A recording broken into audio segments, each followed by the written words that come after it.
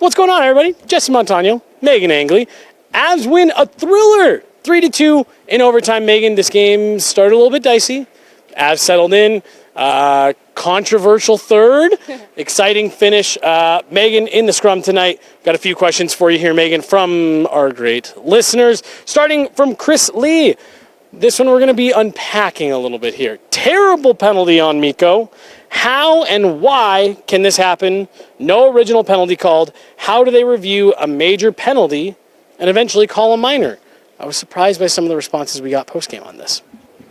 Yeah, because there wasn't really a clear answer as to why. My understanding was if it's not going to be a major penalty and it isn't immediately called, then there is no penalty. I don't know about retroactively assigning a minor. I wouldn't have minded if it was a minor and it was called in that moment, but I think the confusion now of stopping the play, the player's injured, then the video review, okay, I'm kind of tracking, but there was still no immediate call on the play. They're reviewing it for major. They ultimately decide against it. That's where you lose me a little bit then with assigning the minor penalty. And then coming out of the box, Mikko Rantanen's blatantly interfered with. No issue there. So it just felt like adding insult to injury in terms of what was already feeling like it strayed from what the process should be there. Then a blatant missed call. So I overall didn't like it. You know, it's a weird hit in general. I don't think there was malicious intent, which is why I would have been fine if he was assessed a minor from the jump. Yep. It's just now this precedent that's been set of being able to retroactively assign a penalty that I think is a slippery slope and should be addressed by the league, just so that this isn't a confusion later on in other games around the league. I'm with you. I don't have an issue with a call in general there. We were all talking about it in the press box. To me, that was a play that you weren't allowed to call it that way. If there wasn't a call on the ice, don't know how you get a minor. The Avs kill it off. Girard Bednar said that was their best kill of the game. So, not that it doesn't matter, but they survive it. Moving on here, Georgie, the past few games looks much sharper and hasn't given up that next goal, and the team seems to be feeling more confident in front of him again. I think what I liked is another early goal to start this game. And I'm not necessarily hanging Gorgie. I think that there was a miscommunication in front of him, just generally how this play was covered. You see a lot of guys move to the perimeter and then they're a little slow getting back to the net front. Manson's alone there. And then I think there's a miscommunication in terms of assignments. I think it leads then to an opportunity for a juicy rebound. So early in this game, what I have liked is his ability to turn the page on a bad moment quickly and lock back in for the rest of the game. You know, then that third period early goal, you feel a little bit funky about it too, but a weird play at the blue line that should have been an exit, ended up not being one. Another one where you just like that Georgiev is able to get back into these games and lock in, because it was not a very good first period from the Avs. It could have been a lot worse. The expected goals ends up around 3.87. They come out of this with a much better fate because Georgiev played extremely well, and I think his ability to turn the page on some of those bad moments has been his strength.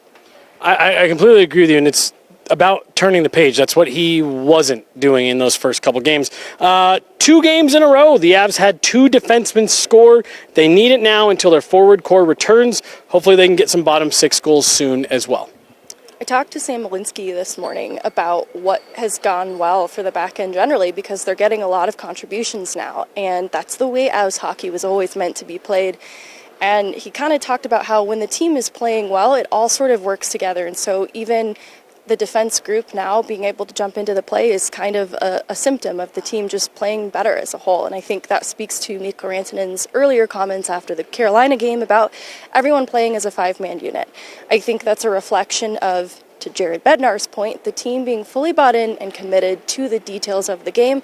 I think that allows the defensemen then to have cleaner breakouts, jump up in transition, and activate off the rush. And I think that, you know, tonight it's a slap shot from Devontae's on the end of that second unit out there on the power play. You love to see it. It's not technically a power play goal. I'm counting it as one there.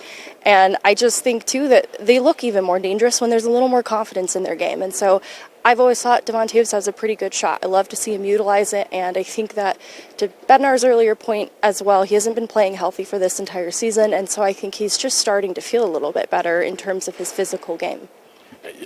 Spot on. Where are you going to find a better breakdown than that after a game? Last one here, Meghan, and I apologize that you're the one that's got to do this. I understand how Girard Bednar's feeling. Nuke is back Friday. How about Wood and Drouin? Unfortunately, I don't have an update on Wood and Girard. I do think Kakkonen being placed on waivers this afternoon is I don't want to get overly optimistic, positive sign that somebody's coming back, and it forced the timeline in needing to make that decision sooner rather than later. We knew Nichushkin was coming, so that could be all it is. Right. But they have been close to return. We've had this red no contact jersey conversation a million times. It's red until it isn't, and it can happen, overnight. We could see them on the ice tomorrow, regular contact jerseys for both of them. Not saying that's what's going to happen, but we're just in this weird waiting period because it's all come down to when they're feeling better. And keeping in mind, Wood was already playing through something. I think they're especially not going to rush to return him so that he doesn't risk playing through something yet again. And being ineffective. Yes, you're right. We had been saying that Jonathan Drouin was in the pink jersey. That was actually just Meghan. We had the two confused. Sorry about that. That's going to do it tonight here from Ball Arena. Big win for the Avs. They needed to bounce back here against the Predators. I know they're coming off a big win, but they wanted to bounce back against a divisional opponent. They do that, win in a big way. A lot of good stuff to take away from tonight's game. We'll be back at it tomorrow. Practice for the Avs will be there. And then we're right back here on Wednesday, Meghan.